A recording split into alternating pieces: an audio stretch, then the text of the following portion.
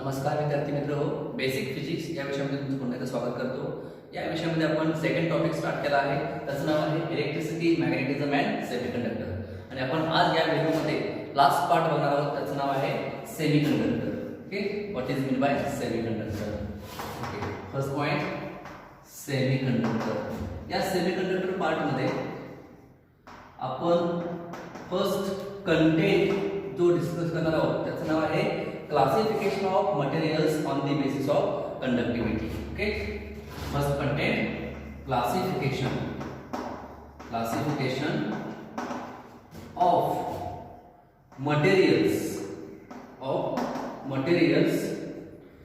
on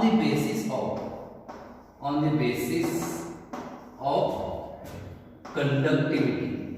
conductivity. Okay, काय बघूया classification मटेरियलचं.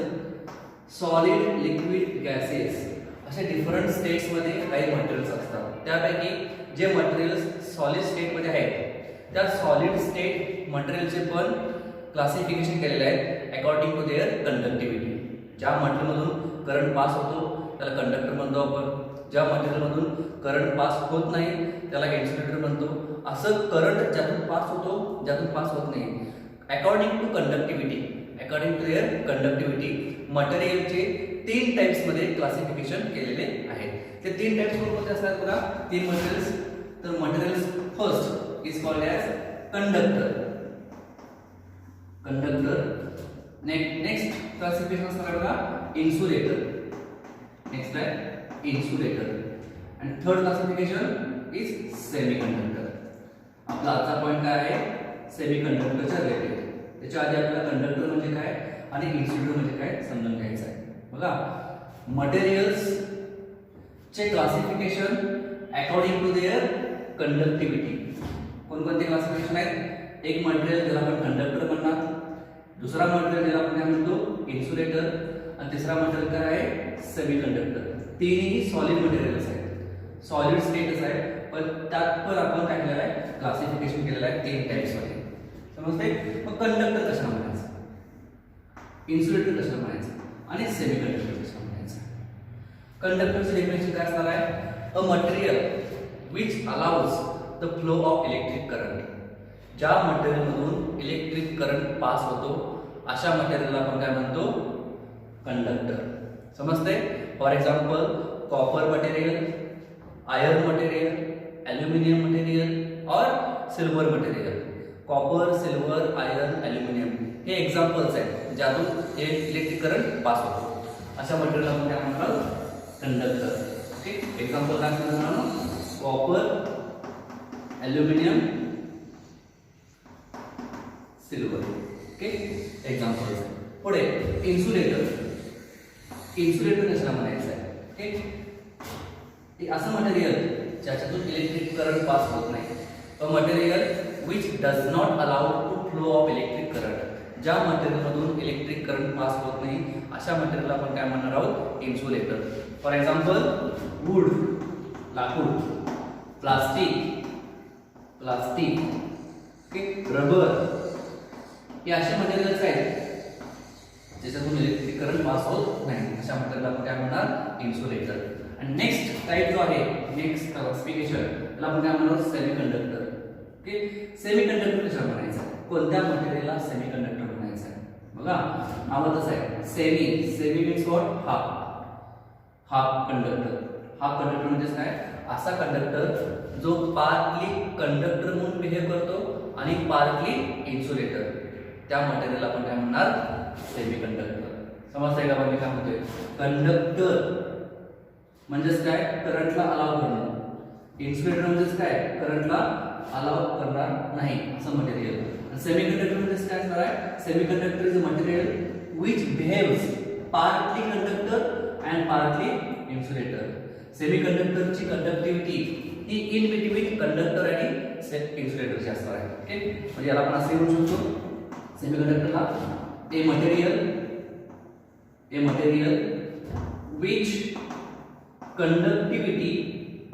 which conductivity is in between conductor semiconductor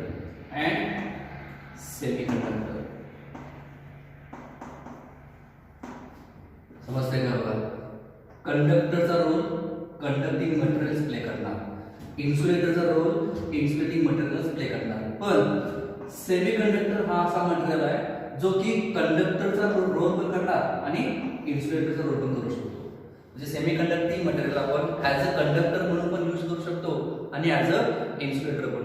म्हणजे semiconductor हे मटेरियल दोन्ही प्रॉपर्टीज प्ले करते, दोन्ही रोल प्ले करते, conductor as insulator. Semiconductor is a material which conductivity is in between conductor and insulator. म्हणून जर आपण काय म्हणतो semiconductor between conductor and insulator म्हणायचं आहे. Conductor and insulator, conductor and insulator called as semiconductor, called as semiconductor. Okay, clear? Definition of semiconductor: a material which is partly behaves like a conductor and partly behaves like a insulator. असं material जे कधी कधी conductor म्हणून role play करतं आणि कधी कधी insulator म्हणून. असा मटेरियल ज्याची कंडक्टिव्हिटी कंडक्टर आणि इन्सुलेटरच्या मध्ये आहे त्याला आपण काय म्हणणार सेमीकंडक्टर. ओके, पण सेमीकंडक्टरचे एक्झाम्पल्स काय आहेत? सेमीकंडक्टरचे एक्झाम्पल आहे silicon, SI, germanium, GE, etc. These are the example of semiconductor. Silicon हा काय सेमीकंडक्टर आहे, जर्मेनियम हा काय आहे सेमीकंडक्टर आहे. सिलिकॉन जर्मेनियम मधून करंट पास देखील होतो आणि करंटला अपोज देखील करतं. म्हणजे सिलिकॉन हे मटेरियल ॲज अ कंडक्टर म्हणून बिहेव पण होतं आणि ॲज अ इन्सुलेटर म्हणून पण बिहेव होतं. समजते? कधी ॲज अ कंडक्टर म्हणून रोल प्ले करतं, कधी ॲज अ इन्सुलेटर म्हणून रोल प्ले करतं. हे आपण पुढच्या लेक्चरमध्ये बघायचं आहे. पण एवढं क्लिअर करा, सॉलिड मटेरियलचे क्लासिफिकेशन आपण 3 टाइप्स मध्ये केलेले आहे अकॉर्डिंग टू देअर कंडक्टिव्हिटी. ते त्या 3 टाइप्स कोणते असणार आहेत? कंडक्टर, इन्सुलेटर आणि semiconductor. Conductor is a material which allows to flow electric current. Insulator is a material which allows to flow or which does not allow to flow electric current. And semiconductor is a material which conductivity is in between conductor and insulator. Okay, example काय आहे सेमीकंडक्टरचे? Silicon, germanium. इन्सुलेटरचे example आहे gold, plastic, rubber. कंडक्टरचे example आहे copper, aluminium, silver, iron etcetera. समजते एवढे points? त्या फर्स्ट पॉईंट आपण आता बघितलेला आहे classification of materials on the basis of their conductivity. Okay, next point जो आहे तो आहे एनर्जी बँड्स इन सॉलिड्स. सॉलिडमध्ये एनर्जी बँड्स आहेत ते कोणकोणते असणार आहेत? कोणत्या बँड्स आपण एनर्जी बँड म्हणायचं आहे ते जर बघूया. Next point energy bands in solids. यामध्ये काही डेफिनेशन्स आहेत, त्या डेफिनेशन बघायचं आपल्याला. इन सॉलिड्स समजा एक सॉलिड मटेरियल आहे. आता कोणताही मटेरियल जर आपण घेतला तर त्या मटेरियलच्या आतमध्ये काय असणार आहे? Nucleus and electrons. कारण कुठलाही मटेरियल ॲटम पासून बनलेला असतो आणि ॲटम कशापासून बनलेला असतो? ॲटम हा इलेक्ट्रॉन आणि न्यूक्लियस पासून बनलेला असणार आहे. मग समजा एखाद्या मटेरियलचं एखाद्या ॲटमचं आम्ही ॲटॉमिक स्ट्रक्चर ड्रॉ केलं. समजा हे ॲटॉमिक स्ट्रक्चर आहे. Okay, atomic structure.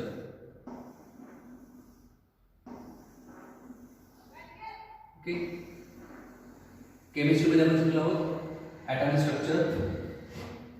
हा जो काय ॲटमचा सेंट्रल पार्ट आहे, ॲटमचा सेंट्रल पार्ट त्याला आपण काय म्हणतो? न्यूक्लियस. याला आपण काय म्हणतो? न्यूक्लियस. त्याच्यामध्ये काय असतं बघा? प्रोटॉन्स, पॉझिटिव्ह चार्ज आणि न्यूट्रॉन्स जे की इलेक्ट्रिकली न्यूट्रल असतात. आणि या न्यूक्लियसच्या भोवती इलेक्ट्रॉन्स रिव्हॉल्व होतात. इलेक्ट्रॉन्स रिव्हॉल्व होत आहेत.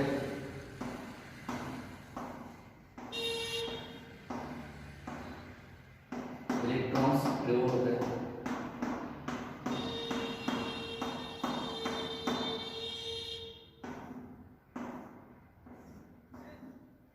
असे इलेक्ट्रॉन्स आहेत. Okay, electrons, electrons, electrons, electrons, electrons. समजते? ऑर्बिट मध्ये किती इलेक्ट्रॉन्स बसू शकतात, त्याची कॅपॅसिटी काय आहे हे आपण या फॉर्म्युल्याने बघतो 2l². Okay, 2l².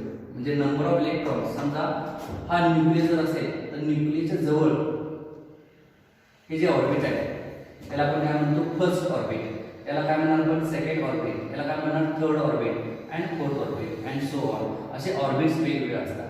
आता समजा फर्स्ट ऑर्बिट म्हणजे n काय असणार आहे 1, सेकंड ऑर्बिट म्हणजे काय n 2, थर्ड ऑर्बिट म्हणजे n 3.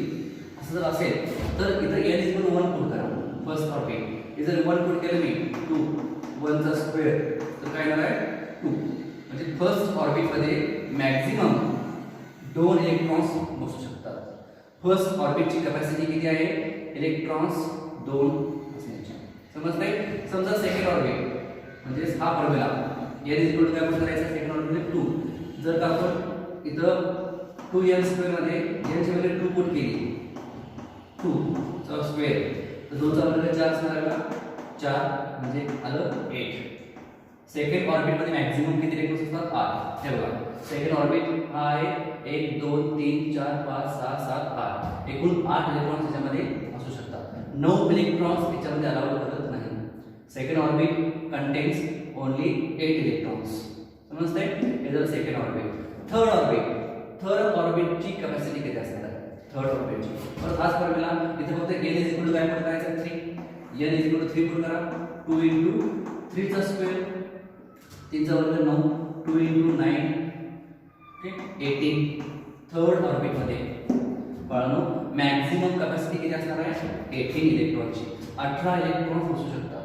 पण आता आहेत किती 1 2 3 4 5 इलेक्ट्रॉन्स आहेत. पण 19 इलेक्ट्रॉन्स या ऑर्बिट मध्ये बसू शकत नाही. मॅक्झिमम 18 मिनिमम किती चालतात. मग असं जर बघितलं आपण तर हा जो फर्स्ट ऑर्बिट आहे हा फुलफिल आहे. हा completely filled by electrons. Okay. हा सेकंड ऑर्बिट पण 8 इलेक्ट्रॉनची कॅपॅसिटी आहे. 8 इलेक्ट्रॉन्स भरलेले आहेत. हा पण फुलफिल आहे. हा थर्ड ऑर्बिट कॅपॅसिटी 18 इलेक्ट्रॉनची आहे आणि इथे आहे किती 5 म्हणजे हा काय झाला अनफिल्ड. हा जो ऑर्बिट आहे ना लास्ट ऑर्बिट हा काय असणार म्हणून अनफिल्ड इलेक्ट्रॉन्स. अनफिल्ड ऑर्बिट म्हणजे यामध्ये सगळे इलेक्ट्रॉन्स नाहीये. 18 असायला पाहिजे होते, आहेत किती 5. हा इलेक्ट्रॉन हा हे ऑर्बिट काय आहे फुलफिल आहे. हा पण ऑर्बिट काय फुलफिल आहे. समजतंय. हे आहे आपलं ॲटॉमिक स्ट्रक्चर. केमिस्ट्री मध्ये आपण बघितलेलं आहे ॲटॉमिक स्ट्रक्चर कशाला म्हणायचं आहे. आणि त्यामध्ये सेंट्रल पार्ट काय असतो न्यूक्लियस हा सेंट्रल पार्ट आहे. त्याच्या जवळ जे ऑर्बिट आहे त्याला आपण काय म्हणतो first orbit second orbit third orbit and so on. आणि प्रत्येक ऑर्बिट मध्ये इलेक्ट्रॉनची काही ना काही कॅपॅसिटी असते. तो फॉर्म्युला आपण बघितला 2m². ओके. हे एक सॉलिड मटेरियलचं ॲटॉमिक स्ट्रक्चर आहे. समजा आपण सॉलिड मटेरियलचं ॲटॉमिक स्ट्रक्चर आहे. आता याच्यामध्ये हे जे फर्स्ट ऑर्बिट आहे या फर्स्ट ऑर्बिटला आपण काय म्हणतो फर्स्ट एनर्जी लेवल. हे काय आहे फर्स्ट एनर्जी लेवल. हे आहे सेकंड एनर्जी लेवल. हे आहे थर्ड एनर्जी लेवल आणि ही लेवल काय असणार आहे fourth energy level and so on. First energy level second energy level third energy level and so on. First energy level मध्ये हे 2 इलेक्ट्रॉन्स आहेत जे की न्यूक्लियसच्या खूप जवळ आहेत. आणि न्यूक्लियस हा पॉझिटिव्ह चार्ज आहे. हे electrons negative charge. Positive negative मध्ये काय असतं फोर्स ऑफ अट्रॅक्शन. त्यामुळे हे 2 इलेक्ट्रॉन्स खूप स्ट्रॉंगली बॉन्डेड आहेत. या दोघांची बॉन्डिंग खूप स्ट्रॉंग आहे आणि हे 2 इलेक्ट्रॉन्स या आपल्या ऑर्बिटमध्ये फिरत आहेत. कळते. या इलेक्ट्रॉनमध्ये एनर्जी खूप जास्त द्यावी लागेल तरच हे इलेक्ट्रॉन्स आपलं ऑर्बिट सोडून बाहेर जाणार. हे स्ट्रॉंगली बॉन्डेड इलेक्ट्रॉन्स आहेत आणि या एनर्जी लेवल आपण काय म्हणणार आहोत या एनर्जी लेवल आपण काय म्हणायचं आहे फर्स्ट एनर्जी लेवल. ओके. या एनर्जी लेवल आपण काय म्हणणार आहोत एनर्जी लेवल आपण म्हणायचं आहे second energy level. Second energy level. आणि या एनर्जी लेवल काय म्हणायचं आहे third energy level and so on 4 5 6 7. Okay. असे एनर्जी लेवल्स असणार आहेत. First orbit first energy level second orbit second energy level. आणि फर्स्ट ऑर्बिट मध्ये म्हणजे फर्स्ट एनर्जी लेवल मध्ये मॅक्झिमम 2 इलेक्ट्रॉन्स असतात. सेकंड एनर्जी लेवल मध्ये मॅक्झिमम 8 इलेक्ट्रॉन्स आहेत. थर्ड एनर्जी लेवल मध्ये इलेक्ट्रॉन्स आल्यावर आहेत, पण आहेत किती 5. समजते? म्हणजे हे सगळे एनर्जी लेवल्स आहेत. आता ह्या थर्ड एनर्जी लेवलमध्ये, थर्ड ऑर्बिटमध्ये जे इलेक्ट्रॉन्स आहेत ते सगळे इलेक्ट्रॉन्स न्यूक्लियस पासून खूप लांब आहेत.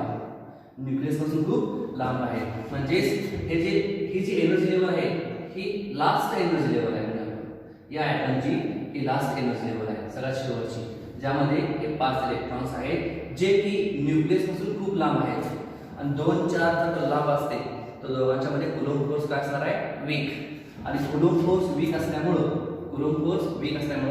या 2 चार्जेस मध्ये म्हणजेच हे इलेक्ट्रॉन्स आणि न्यूक्लियस याच्यामध्ये बॉन्डिंग इतकं स्ट्रॉंग नसतं. हे वीकली बाउंडेड आहे किंवा लूजली बाउंडेड आहे. जे इलेक्ट्रॉन्स ॲटमच्या लास्ट ऑर्बिटमध्ये आहेत असे इलेक्ट्रॉन्स न्यूक्लियस बरोबर लूजली बॉन्ड तयार करतात आणि त्या इलेक्ट्रॉन्सला आपण काय म्हणतो? या इलेक्ट्रॉन्सला आपण काय म्हणतो? या इलेक्ट्रॉन्सला म्हणतो आपण व्हॅलेन्स इलेक्ट्रॉन्स. काय म्हणायचं आहे? Valence electrons. व्हॅलेन्स इलेक्ट्रॉन्स कशा म्हणतो आपण?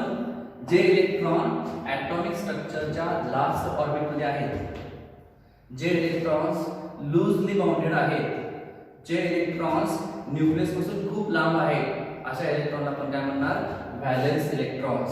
ओके, हे सगळे 1, 2, 3, 4, 5 हे 5ही इलेक्ट्रॉन्स काय आहेत? ॲटमच्या लास्ट ऑर्बिटमध्ये आहेत आणि हे सगळे इलेक्ट्रॉन्स न्यूक्लियस पासून खूप लांब आहेत. त्यामुळं या इलेक्ट्रॉन्सला आपण काय म्हणायचं आहे? Valence electrons.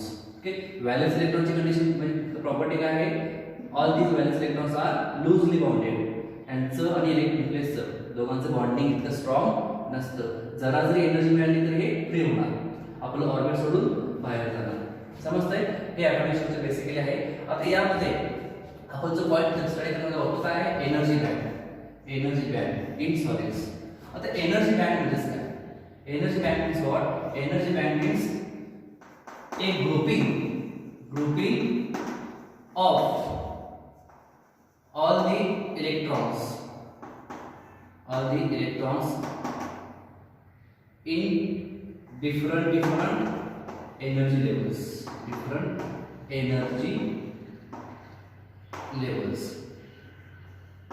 called as energy band. कळते का बघा? काय म्हणतात डेफिनेशन काय बघा? एनर्जी बँड म्हणजे काय असणार आहे? ग्रुपिंग ऑफ इलेक्ट्रॉनचा एक ग्रुप, जे इलेक्ट्रॉन्स आपल्या एनर्जी लेवल मध्ये आहेत त्यांचा एक ग्रुप तयार होतो. जसं की पहिली एनर्जी लेवल आहे, या पहिल्या एनर्जी लेवल मध्ये 2 इलेक्ट्रॉन्स आहेत, या 2 इलेक्ट्रॉनचा एक ग्रुप, बरोबर का? ही दुसरी energy level, second energy level, या सेकंड एनर्जी लेवल मध्ये हे 8 इलेक्ट्रॉन्स आहेत, यांचा एक grouping of all this 8 electrons. Okay, आणि ही थर्ड एनर्जी लेवल, या थर्ड एनर्जी लेवल मध्ये 5 इलेक्ट्रॉन्स आहेत, या 5 इलेक्ट्रॉनचा पण एक ग्रुप. असे जे ग्रुपिंग आहेत डिफरंट एनर्जी लेवल मध्ये, या ग्रुपिंगला आपण काय म्हणतो? Energy band. म्हणजेच या फर्स्ट एनर्जी लेवलला आपण काय म्हणायचं आहे? First energy band. काय म्हणणार आपल्याला? First energy band. Second energy level, या सेकंड एनर्जी लेवल मध्ये 8 इलेक्ट्रॉनचे ग्रुप आहेत, या ग्रुपिंगला आपण काय म्हणायचं आहे? Second energy band. त्याला आपण काय म्हणणार? Second energy band. आणि इथं या थर्ड एनर्जी लेवल मध्ये 5 इलेक्ट्रॉनचा ग्रुप आहे, या ग्रुपला आपण काय म्हणायचं आहे? Third energy band. समजते?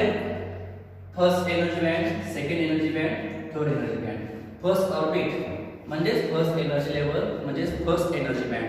सेकंड ऑर्बिट म्हणजे सेकंड एनर्जी लेवल म्हणजे सेकंड एनर्जी बँड. असे different energy levels, different energy band असणार. ओके, एनर्जी बँडचे डेफिनेशन काय असणार आहे? एक grouping of all the electrons at different energy levels. समजते एवढं? हे झालं एनर्जी बँडची सॉल्युशनला हा पार्ट. आता यामध्ये काही डेफिनेशन्स आहेत, कोणकोणते डेफिनेशन्स आहेत बघूया जरा आपण. डेफिनेशन्स ओके, फर्स्ट इथे तुम्ही फर्स्ट डेफिनेशन आहे व्हॅलेन्स बँड. व्हॅलेन्स बँड कशा म्हणायचं? आता एनर्जी बँड कसं म्हणतो आपण ते कळलेलं आहे. Okay, first energy level, first energy band. आता व्हॅलेन्स बँड कसं म्हणायचं बघूया आपण. नेक्स्ट आहे conduction band. Conduction band, conduction band. And next आहे forbidden energy gap. Forbidden energy gap. हे तीन डेफिनेशन आपण रस बघायचं आता व्यवस्थित. फर्स्ट आपण व्हॅलेन्स बँड म्हणजे काय बघूया. Okay, valence band, valence electrons आपण आता बघितलं.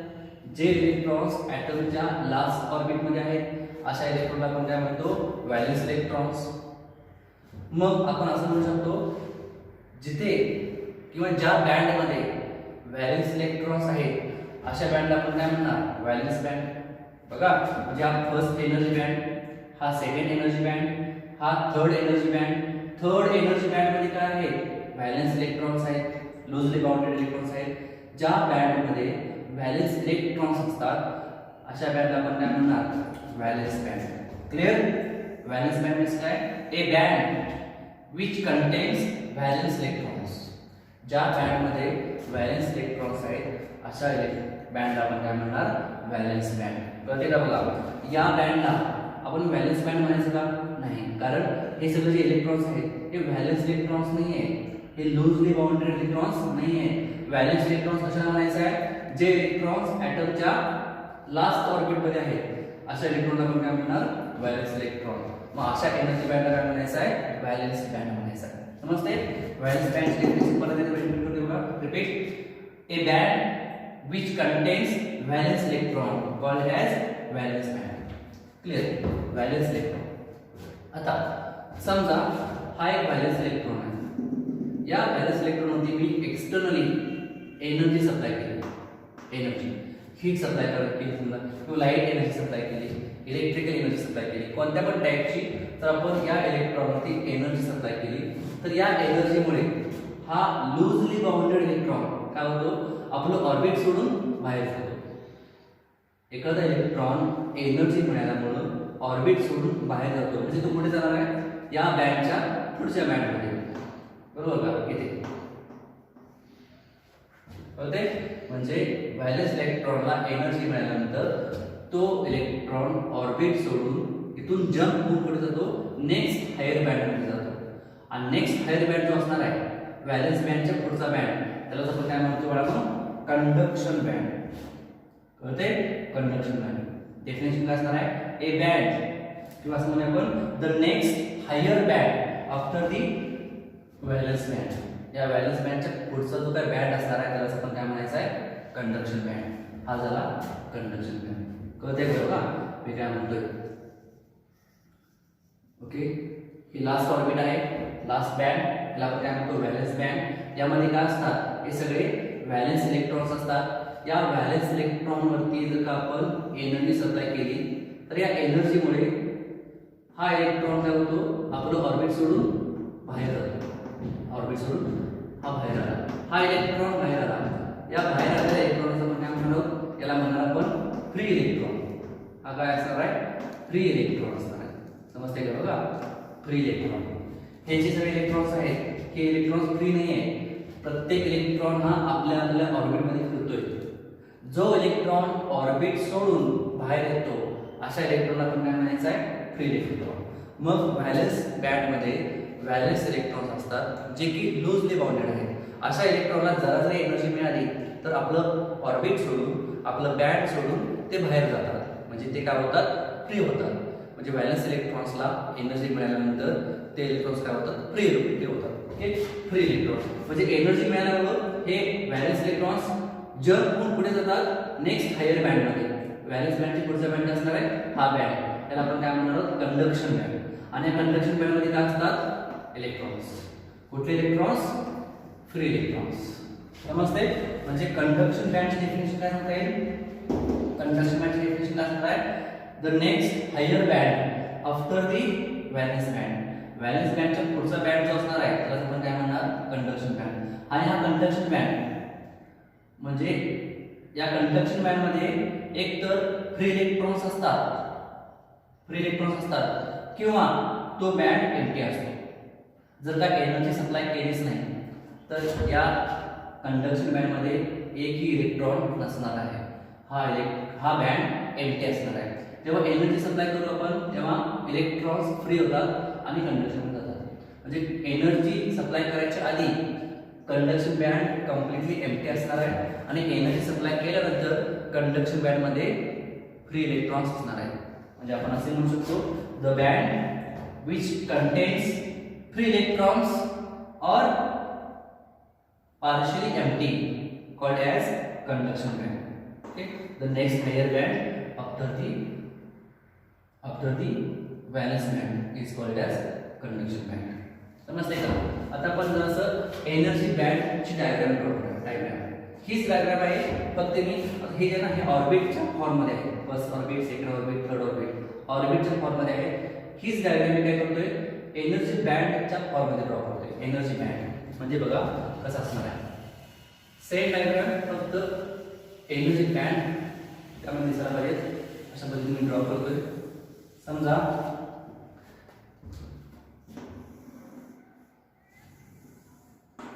हा बेस सेंट्रल पार्ट आहे. हा सेंट्रल पार्ट आहे. याला मी काय म्हणतो न्यूक्लियस, ॲटम किंवा न्यूक्लियस आहे. जसं की मगाशी आपण बघितलं होतं तिथं शॉर्ट मध्ये करतो हा nucleus.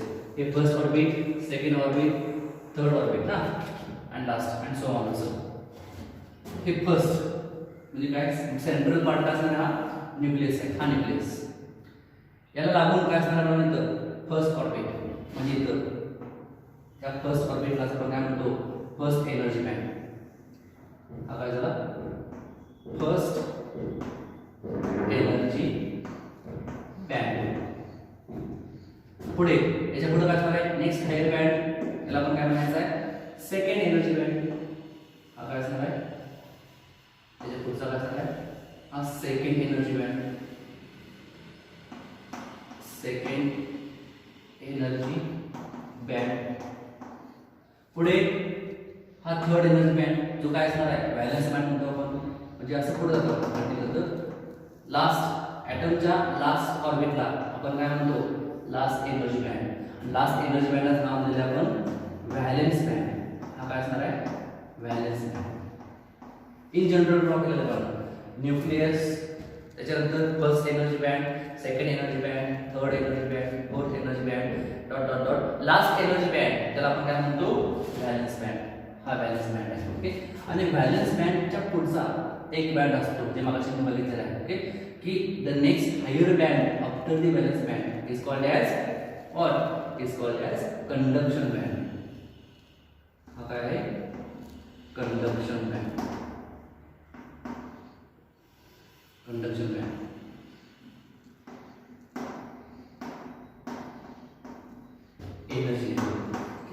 Energy band diagram. General energy band diagram आहे. न्यूक्लियस सेंट्रल पार्ट त्याला लागून first energy band, second energy band and so on. Last band valence band and next higher band is called as conduction band. Okay, आता या first energy band मध्ये काय असतात electrons. यामध्ये काय असतात इलेक्ट्रॉन्स. हा बँड कम्प्लिटली फिल असणार आहे. जर हा पूर्णपणे फिल झाला असेल ना तर आपण पुढे जायचं इकडं. यामध्ये पण काय असणार आहे यामध्ये पण काय असणार आहे इलेक्ट्रॉन्स. ओके, असं पुढे and so on. Last orbit म्हणजे लास्ट बँड यामध्ये काय असणार कळून यामध्ये असणार कळून काय valence electrons, loosely bounded electrons. कळते इलेक्ट्रॉन्स दिस बँड कंटेन्स व्हॅलेन्स इलेक्ट्रॉन्स. आणि हा जो कंडक्शन बँड आहे तो कसा असणार आहे एम्प्टी. काय असणार आहे एम्प्टी.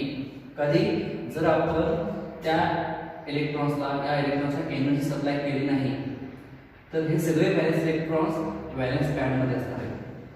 तेव्हा हा कंडक्शन बँड काय असणार आहे एम्प्टी असणार आहे.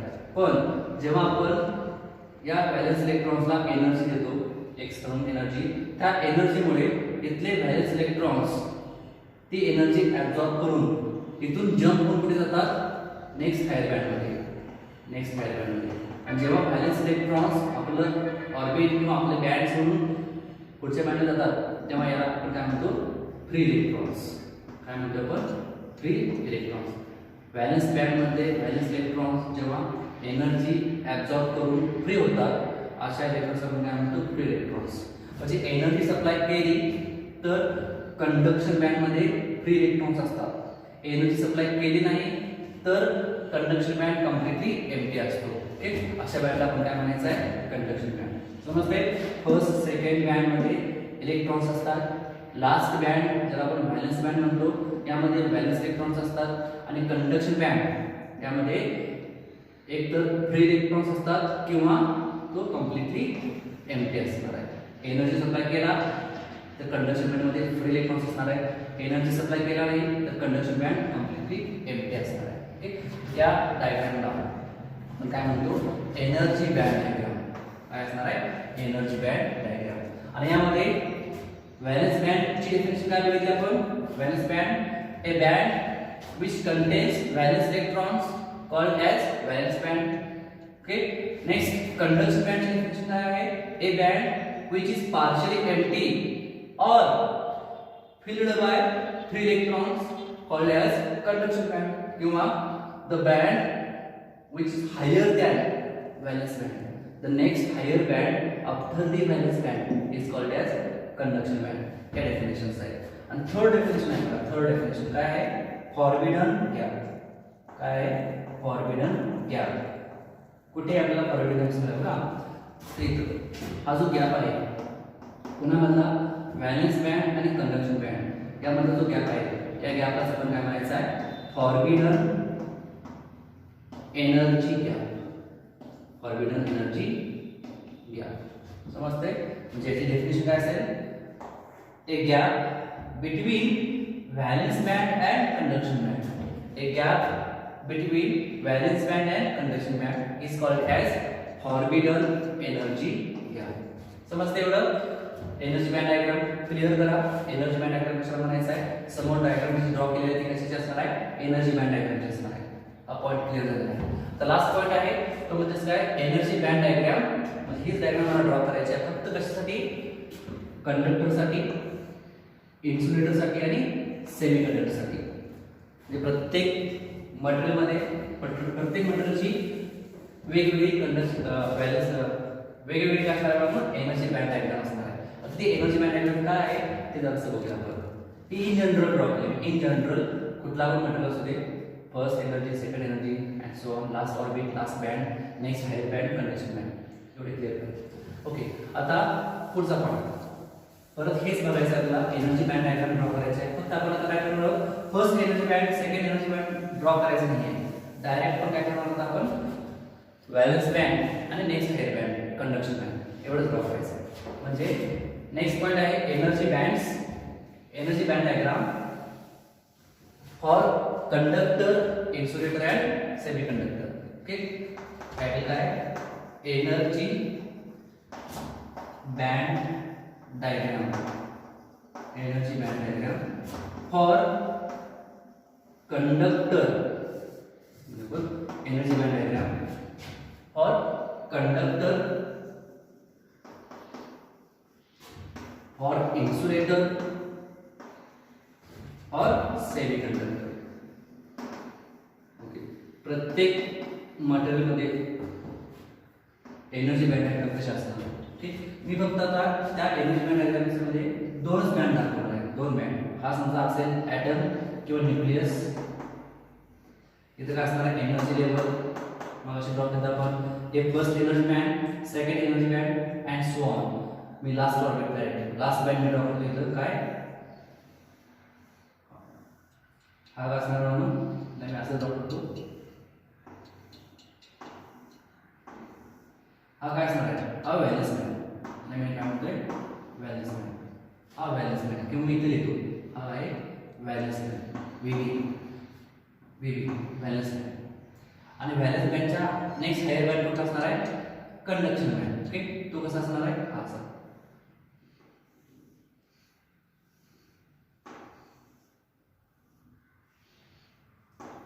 हा काय सीबी कंडक्शन बँड. बघा ही एनर्जी बँड डायग्राम आहे कोणासाठी कंडक्टरसाठी. कंडक्टरमध्ये ते असं असतं व्हॅलेन्स बँड आणि कंडक्शन बँड. ठीक आहे. पुढं हे समजून घेण्यानंतर आपण पहिल्यांदा आपण मी काय करतो नेक्स्ट बँड डायग्राम ड्रॉ करतोय कोणासाठी इन्सुलेटरसाठी इन्सुलेटर एनर्जी लेवल हा काय असणार न्यूक्लियस किंवा ॲटम म्हणू शकतो पण न्यूक्लियस हा काय असणार आहे लास्ट बँड आपण काय म्हणतो व्हॅलेन्स बँड हा व्हॅलेन्स बँड आहे आणि हा काय असणार आहे कंडक्शन बँड हा आहे कंडक्शन बँड सीबी हा आहे VB valence band conduction band valence band next diagram आहे सेमीकंडक्टर मटेरियलसाठी semiconductor nucleus along y-axis energy level energy last band आपण काय म्हणतो व्हॅलेन्स बँड असं दाखवतो व्हॅलेन्स बँड VB नाव देऊया आपण VB व्हॅलेन्स बँड आणि हा काय असणार आहे next higher band is called as conduction conduction या तिन्ही डायग्राममध्ये कॉमन काय बघा तर प्रत्येक एनर्जी बँड डायग्राममध्ये कंडक्टर इन्सुलेटर आणि सेमीकंडक्टरसाठी व्हॅलेन्स बँड आहे कंडक्शन बँड आहे व्हॅलेन्स बँड आहे कंडक्शन बँड आहे व्हॅलेन्स बँड आहे आणि कंडक्शन बँड आहे पण डिफरन्स काय आहे तिन्ही एनर्जी बँडमध्ये एनर्जी बँड आहे डिफरन्स काय बघा तर आपण कंडक्टरचा विचार केला तर कंडक्टर या सॉलिडमध्ये बघा व्हॅलेन्स बँड आणि कंडक्शन बँड दोन्ही एकमेकांच्या कॉन्टॅक्टमध्ये आहेत म्हणजे valence band and conduction band both are overlap दोघांच्या मध्ये कॉन्टॅक्ट 0 आहे याचाच अर्थ काय या दोघांच्या मध्ये गॅप किती आहे 0 व्हॅलेन्स बँड आणि कंडक्शन बँड मधला जो गॅप आहे त्याला आपण काय म्हणतो फॉरबिडन एनर्जी गॅप काय म्हणतो आपण फॉरबिडन एनर्जी गॅप हा फॉरबिडन एनर्जी गॅप किती असणार आहे तर कंडक्टर मध्ये 0 ठीक हा 0 गॅप आहे एवढं लक्षात ठेवा इकडे बघा कंपॅरिझन करा तुम्ही इन्सुलेटर मध्ये व्हॅलेन्स बँड आणि कंडक्शन बँड मध्ये हा जो काही गॅप आहे मेरा काय म्हणतो forbidden gap forbidden energy gap हा काय आहे लार्ज फॉरबिडन एनर्जी गॅप आहे large forbidden energy gap is large आणि यामध्ये बघा कंपेअर करा सेमीकंडक्टिंग मटेरियल मध्ये व्हॅलेन्स बँड आणि कंडक्शन बँड मध्ये जो गॅप आहे तो गॅप खूपच स्मॉल आहे म्हणजे इथं forbidden energy gap is small आणि या फॉरबिडन एनर्जी गॅप मुळेच इलेक्ट्रिक करंट फ्लो होतो किंवा फ्लो होत नाही हे समजतं आपल्याला जसे की इथं बघा गॅप काय 0 आहे गॅप 0 असल्यामुळे व्हॅलेन्स बँड मध्ये व्हॅलेन्स इलेक्ट्रॉन्स इझिली मूव्ह होतात कुठे कंडक्शन बँड मध्ये म्हणजे कंडक्शन बँड मध्ये पार्शियली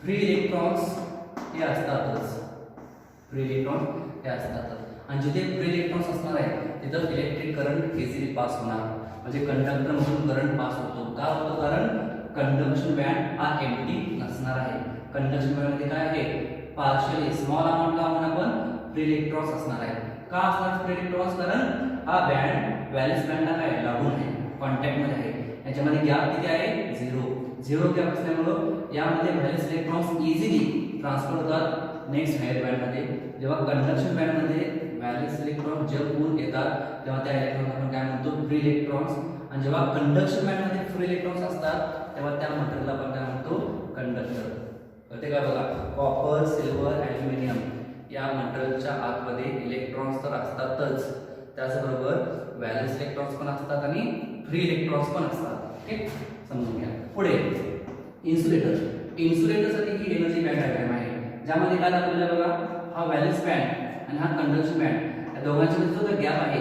फॉरबिडन एनर्जी गॅप हा खूप जास्त आहे large forbidden energy gap large असल्यामुळे हा कंडक्शन बँड कंप्लीटली काय असणार आहे एम्प्टी त्यामध्ये फ्री इलेक्ट्रॉन्स नसणार आहेत जर आपण एनर्जी सप्लाय केली एक्सटर्नली तरी देखील यामध्ये असणारे व्हॅलेन्स इलेक्ट्रॉन्स हा एवढा मोठा गॅप क्रॉस करून जंप होऊन या कंडक्शन बँडमध्ये जाऊ शकत नाहीत गॅप जास्त असल्या कारणाने व्हॅलेन्स इलेक्ट्रॉन्स जंप होऊन कंडक्शन बँड जाऊ शकत नाही, त्यामुळे कंडक्शन बँड हा कम्प्लिटली एम्प्टी असणार आहे. यामध्ये फ्री इलेक्ट्रॉन्स नसणार आहेत आणि ज्या मटेरियलमध्ये फ्री इलेक्ट्रॉन्स नसणार आहेत अशा मटेरियलमधून करंट पास होणार नाही आणि त्या मटेरियलला आपण काय म्हणायचं आहे, इन्सुलेटर. म्हणजे इन्सुलेटर मटेरियलमध्ये एनर्जी बँड डायग्राममध्ये व्हॅलेन्स बँड आणि कंडक्शन बँड मध्ये काय असणार आहे, फॉरवर्ड एनर्जी काय असतो, लार्ज.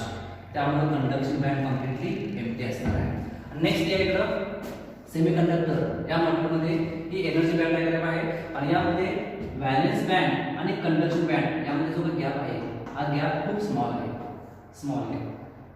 आणि गॅप खूप स्मॉल असल्यामुळे इनिशियली जेव्हा आपण या सेमीकंडक्टिंग मटेरियलवरती एनर्जी सप्लाय करत नाही तेव्हा व्हॅलेन्स इलेक्ट्रॉन्स कुठे असणार आहेत, व्हॅलेन्स बँडमध्ये असणार आहेत आणि कंडक्शन बँड कम्प्लिटली काय असणार आहे, एम्प्टी असणार आहे. कधी एनर्जी सप्लाय केली नाही तेव्हा. जेव्हा आपण एनर्जी सप्लाय करत नाही तेव्हा हा बँड कम्प्लिटली एम्प्टी आहे, तेव्हा हा सेमीकंडक्टर ॲज अ इन्सुलेटर म्हणून बिहेव करणार.